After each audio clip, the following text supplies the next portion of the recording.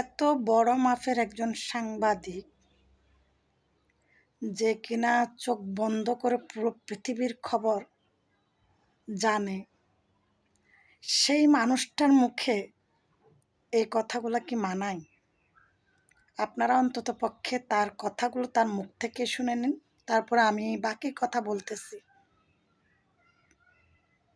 16ই December আছে না, 16ই December বাল দিবস। এটার এদিক ওদিক যেটা বলবে, আমার বউয়ের জুতা নিয়ে আসছে আজকে, এই না, এটা দিয়ে হাগু লাগায় এটা দিয়ে মুখের মধ্যে মারা হবে। 16ই ডিসেম্বরের যে বিজয় দিবস বলবে ওইটারে। তো শুনতে তো পারছেন তার নিজের মুখে। এই 16ই ডিসেম্বর নিয়ে ওনার কেন এত রাগ? শুধু ওনার নয়, আরো আরো কিছু মানুষের মুখ থেকে শুনতেছি 16ই ডিসেম্বর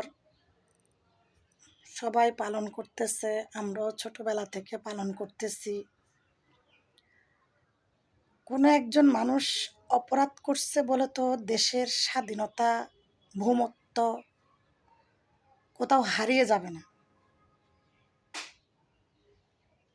এটা কি কোথাও হারিয়ে যাবে? আমরা তো বুদ্ধি হয়েছে পর্যন্ত এগুলো দেখে আসতেছি। আমার বর্তমান বয়স অনুযায়ী আমি ছোট্টবেলা থেকে দেখে আসতেছি 16ই ডিসেম্বর। তাহলে হঠাৎ করে 16ই ডিসেম্বর কেন পালন করা হবে না? অবশ্যই 16ই ডিসেম্বর পালন করা হবে, কারণ একজন দোষ করছে, সবাই দোষ করে নাই। এটা খেয়াল রাখতে হবে। আর আরেকটা কথা, যেমন এখন 16ই ডিসেম্বর পালন হচ্ছে, ঠিক সেম টু সেম জুলাই মাসও যেন পালন করা হয়। 5 জুলাই কি ঠিক আছে তো আমার কথা? আসলে মানুষ একজনের দ্বারা সবাই অপরাধ হতে পারে না।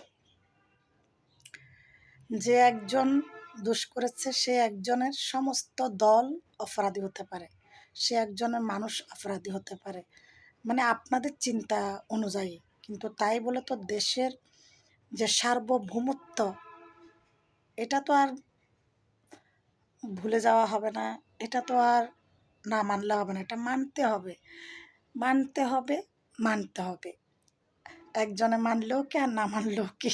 এত বড় একজন মানুষ, জ্ঞানী একজন মানুষ, ওনার মুখে এই কথাটা মানাইছে।